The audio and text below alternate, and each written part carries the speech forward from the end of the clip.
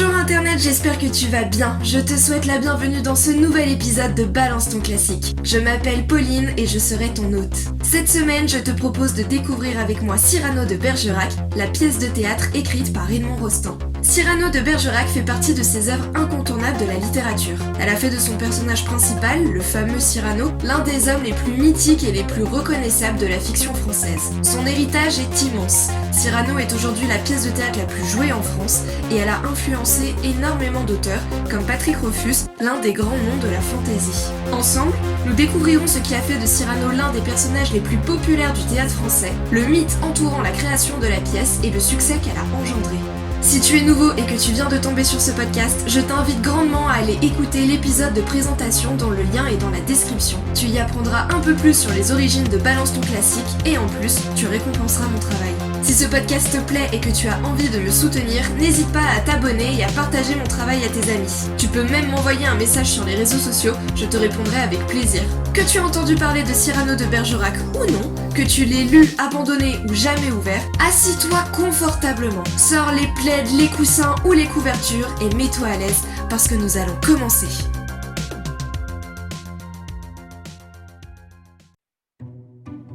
Cyrano de Bergerac est une pièce particulière. Tellement particulière que je ne peux pas en lire le début, comme je l'ai fait dans les précédents épisodes du podcast. Non seulement les premiers vers sont prononcés par plusieurs personnages, mais je suis également très loin d'avoir le talent des comédiens qui ont joué la pièce. Soyons honnêtes, j'aurais l'air ridicule. Alors, je vous propose d'écouter les professionnels faire leur travail. Cyrano a été joué par de grands comédiens et comporte plusieurs tirades cultes, dont vous avez peut-être déjà entendu parler. Il y a d'abord celle du nez, dans laquelle Cyrano se moque de son propre visage pour mieux déstabiliser son adversaire. Écoutons Daniel Sorano, un acteur français du XXe siècle connu pour être une référence dans l'interprétation du rôle. Mais à la fin, il nous ennuie. Il fanfaronne. Personne ne va donc lui répondre. Personne. Attendez. Je vais lui lancer un de ses traits. Vous avez un nez... un nez... très grand. Très. C'est tout. Mais... Ah non, c'est un peu court, jeune homme. On pouvait dire au Dieu bien des choses, en somme, en variant le ton. Par exemple, tenez, agressif. Moi, monsieur, si j'avais un tel nez, il faudrait sur le champ que je me l'amputasse. Amical. Mais il doit tremper dans votre tasse. Pour boire, faites-vous fabriquer un hanap. Descriptif. C'est un roc. C'est un pic. C'est un cap. Que dis-je, c'est un cap. C'est une péninsule. Curieux. De quoi sert cette oblongue capsule? D'écritoire, monsieur? Ou de boîte à ciseaux? Gracieux. Aimez-vous à ce point les oiseaux que paternellement vous vous préoccupâtes de tendre ce perchoir à leurs petites pattes? Truculent. Ça, monsieur, lorsque vous pétunez, la vapeur du tabac vous sort-elle du nez sans qu'un voisin ne crie au feu de cheminée, prévenant? Gardez-vous votre tête entraînée par ce poids de tomber en avant sur le sol. Tendre. Faites-lui faire un petit parasol, de peur que sa couleur au soleil ne se fane. Pédant. L'animal seul, monsieur, qu'Aristophane appelle hippocampe éléphantocamélos, dut avoir sous le front tant de chair sur tant d'os. Cavalier. Poil ami. Ce croc est à la mode. Pour pendre son chapeau, c'est vraiment très commode. Emphatique. Aucun vent ne peut né magistral, t'enrhumer tout entier, excepté le Mistral. Dramatique. C'est la mer Rouge quand il saigne. Admiratif. Pour un parfumeur, quelle enseigne. Lyrique. Est-ce une conque? Êtes-vous un triton? Naïf. Ce monument, quand le visite-t-on? Respectueux. Souffrez, monsieur, qu'on vous salue. C'est là ce qui s'appelle avoir pignon sur rue. Campagnard. Héardé. C'est Diané. Nanin. C'est que navet géant, ou ben que melon nain. Militaire. Pointé contre cavalerie. Pratique. Voulez-vous le mettre en loterie? Assurément, monsieur, ce sera le gros lot. Enfin, parodie en pyrame en un sanglot. Le voilà donc, ce nez qui les traits de son maître a détruit l'harmonie. Il en rougit, le traître. Voilà ce qu'à peu près, mon cher, vous m'auriez dit si vous aviez un peu de lettres et d'esprit. Vous voyez, quand je vous disais que je ne faisais pas le poids. Une autre tirade culte de la pièce est celle du non-merci. Cyrano vient de se faire un nouvel ennemi, le comte de Guiche. Le Bray, un grand ami de Cyrano, le sermonne sur son comportement et essaye de lui faire entendre raison en lui demandant d'être plus prudent. Vient ensuite cette grande tirade dans laquelle Cyrano s'offusque et refuse de s'abaisser à demander la protection d'un noble puissant. Écoutons Gérard Depardieu, dont l'interprétation a tant fait l'unanimité qu'elle lui a valu un César pour le rôle. Si tu laissais un peu ton âme mousquetaire, la fortune et la gloire... Et que faudrait-il faire? Chercher un protecteur puissant? Prendre un patron? Et comme un lierre obscur qui circonvient un tronc et s'en fait un tuteur en lui laissant l'écorce?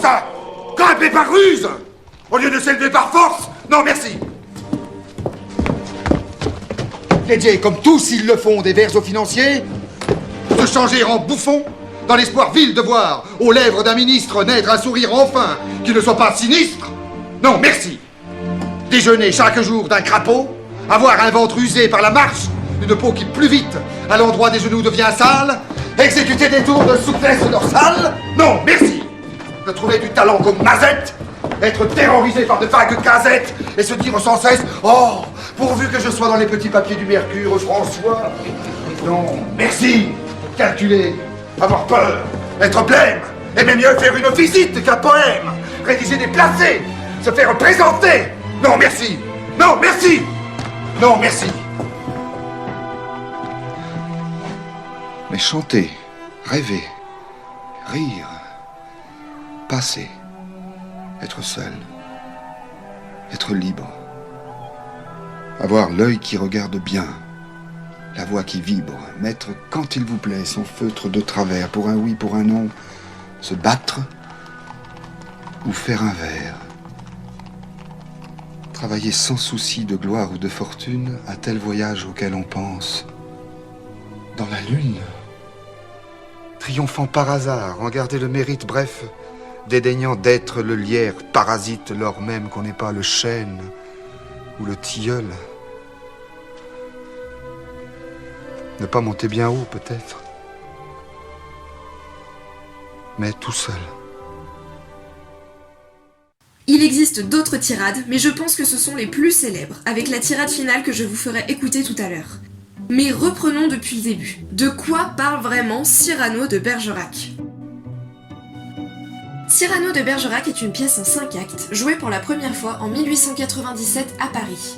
Elle a été écrite par Edmond Rostand lorsqu'il avait 29 ans et consiste probablement son œuvre la plus célèbre. La pièce est écrite en vers et en alexandrin.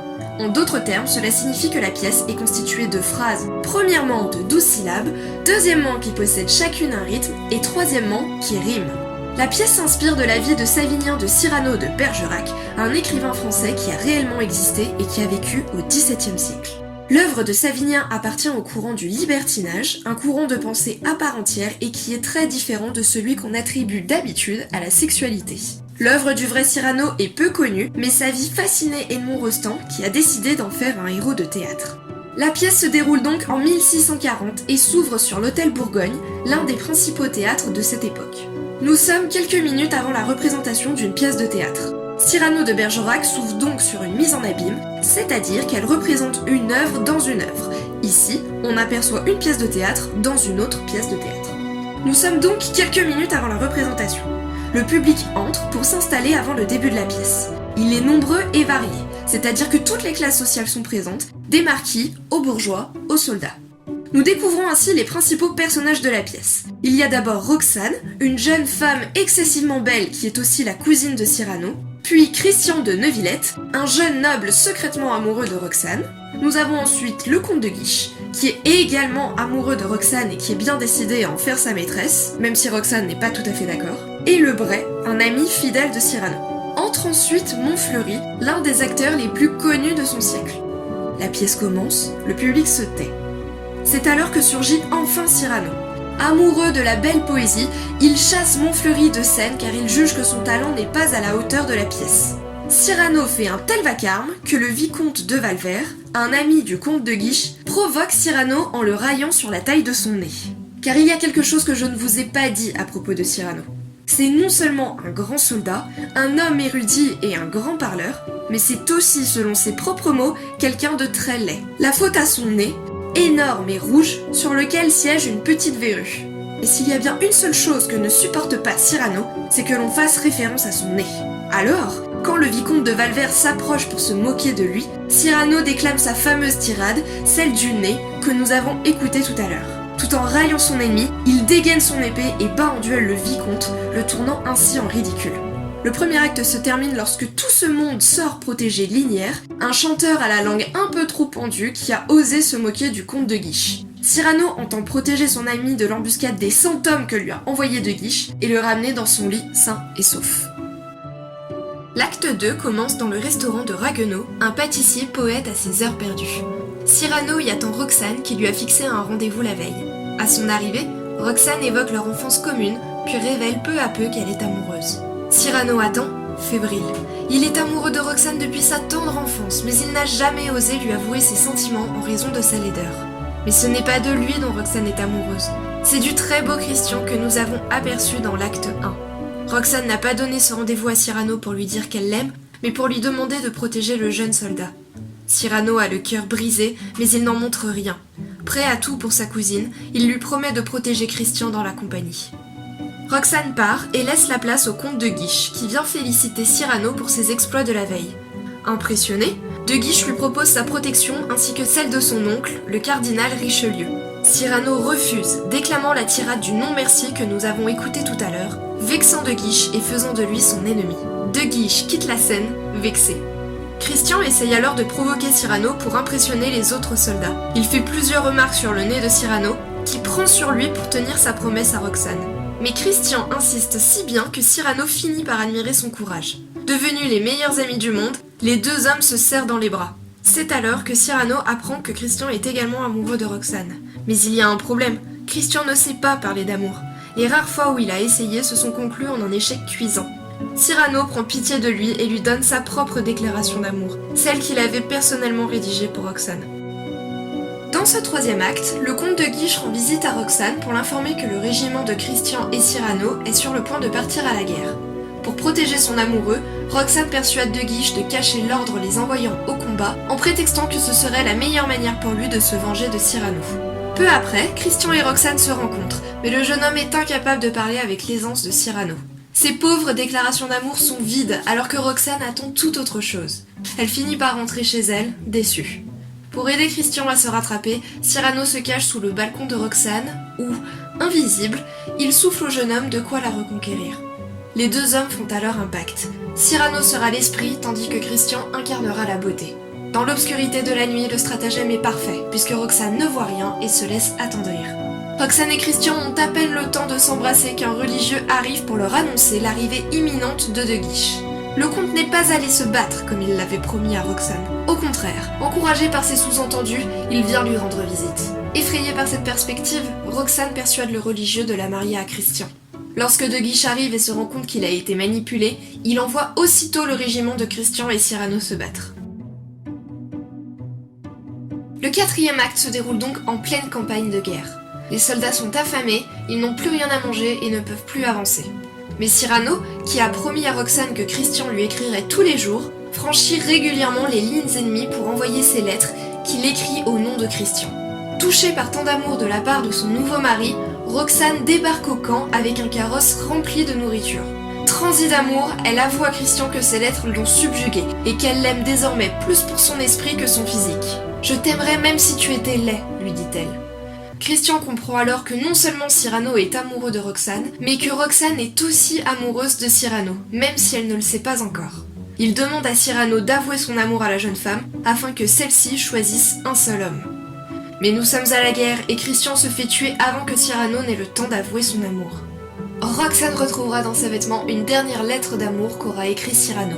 Cyrano décide alors de garder son amour secret, laissant à Roxane l'illusion que son défunt mari était aussi idéal qu'elle le pensait. Le cinquième et dernier acte se déroule 15 ans plus tard. Roxane s'est réfugiée dans un couvent pour porter le deuil de son Christian adoré. Cyrano vient lui rendre visite tous les samedis. Il l'aime toujours en secret, mais ne lui a jamais rien dit sur la lettre ou les événements ayant précédé son mariage. Mais ce jour-là, Cyrano est tombé dans une embuscade. Mortellement blessé, le front en sang, il vient néanmoins rendre visite à sa cousine, en sachant que cette visite sera la dernière. Il ne dit rien à Roxane et lui demande enfin de lire la dernière lettre de Christian. Roxane s'exécute et se rend compte que malgré l'obscurité de la nuit, Cyrano connaît le contenu de la lettre par cœur. Elle comprend tout. Le balcon, les lettres, les difficultés de Christian à parler correctement devant elle. Mais Roxane se rend également compte que Cyrano est mourant. Refusant de se faire soigner, il meurt dans une dernière tirade, interprétée ici par Gérard Depardieu. Je vais monter là-haut, dans la lune opaline. Plus d'une âme que j'aime y doit être exilée. Et je retrouverai Socrate et Galilée.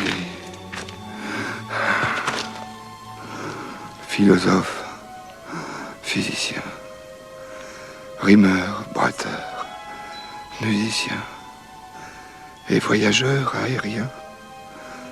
Grand riposteur du tac au tac. Amant aussi.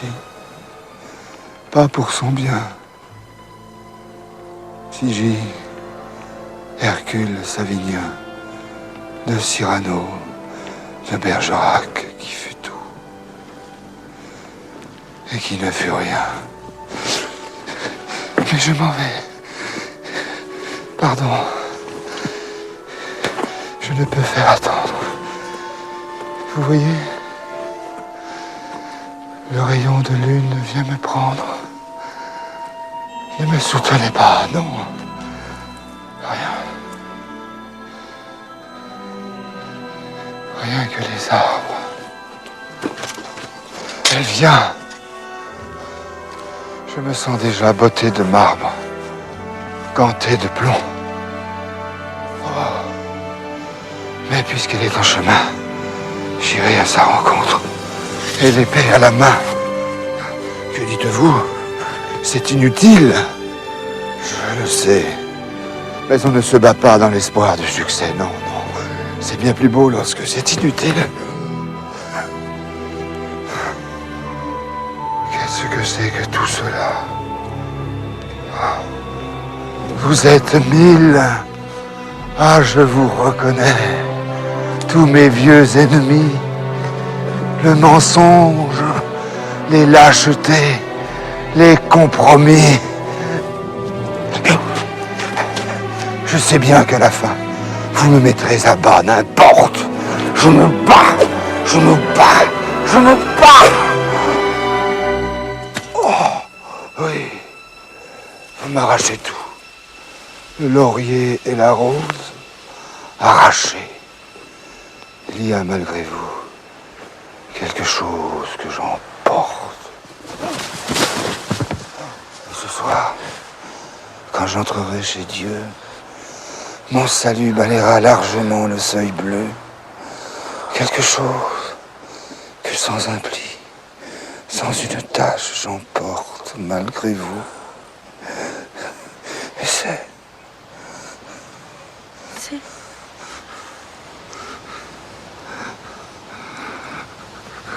mon panache.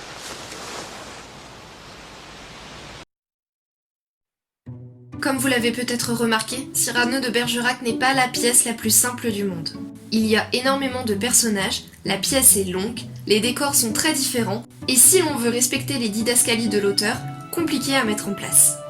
Dans le contexte de l'époque, la pièce est également très différente de ses contemporaines. Elle est en vers et non en prose, et met en scène une histoire d'amour au lieu des vaudevilles très en vogue à cette époque. Pour toutes ces raisons, Edmond Rostand et ses acteurs étaient persuadés jusqu'à la dernière minute que la pièce allait faire un bide monumental. Edmond Rostand est même allé s'excuser auprès de Benoît Coquelin, l'acteur jouant Cyrano, du futur désastre de la pièce. Il faut dire que Coquelin était un grand acteur de son temps, et que des sommes d'argent importantes avaient été investies dans la pièce. Et pourtant, le succès est au rendez-vous. On ne compte plus le nombre de rappels suivant la première représentation. La critique encense la pièce. Sarah Bernard elle-même félicite le jeune auteur. La beauté du langage, la grandeur du personnage de Cyrano sont encensés partout. 5 jours après la première représentation, Edmond Rostand reçoit la Légion d'honneur. 1 an plus tard, il est admis à l'Académie française. Le succès ne s'est pas démenti avec le temps. Cyrano de Bergerac est la pièce de théâtre la plus jouée en France et s'est exportée partout à travers le monde. Une comédie musicale fut créée en 1899, un ballet en 1959 et certaines des adaptations cinématographiques sont devenues cultes. Certains des acteurs ayant joué Cyrano, comme Daniel Sorano ou Gérard Depardieu, ont également connu le succès grâce à leur interprétation du rôle. La pièce a laissé un véritable héritage puisqu'elle a également influencé de grands noms de la littérature contemporaine. Patrick Rothfuss, l'auteur du Nom du vent, l'un des ouvrages de fantaisie les plus connus et les plus adulés, a d'ailleurs dit de la pièce « Pendant la première moitié, j'ai été ébahi par le personnage, stupéfié par le langage. L'histoire m'a complètement captivé. La deuxième moitié du livre m'a brisé le cœur, puis elle l'a de nouveau brisé. J'ai pleuré pendant des heures. J'ai décidé que si je devais écrire un roman de fantaisie, je voulais qu'il soit aussi bon que cette pièce. Je voulais que mes personnages soient aussi bons que ça. 2 mois plus tard, je commençais à écrire Le Nom du vent. Je n'ai pas encore lu Le Nom du vent, mais les avis autour de moi sont unanimes. Peut-être qu'un jour j'en ferai un épisode de ce podcast. Voilà, c'est tout pour cet épisode consacré à Cyrano de Bergerac. Si tu veux en discuter ou que tu veux simplement me donner ton avis sur certains des points abordés durant cet épisode, surtout n'hésite pas. Tu peux me retrouver sur Twitter sous le pseudo Pauline_BTCP et sur Instagram sous le pseudo Balance ton classique.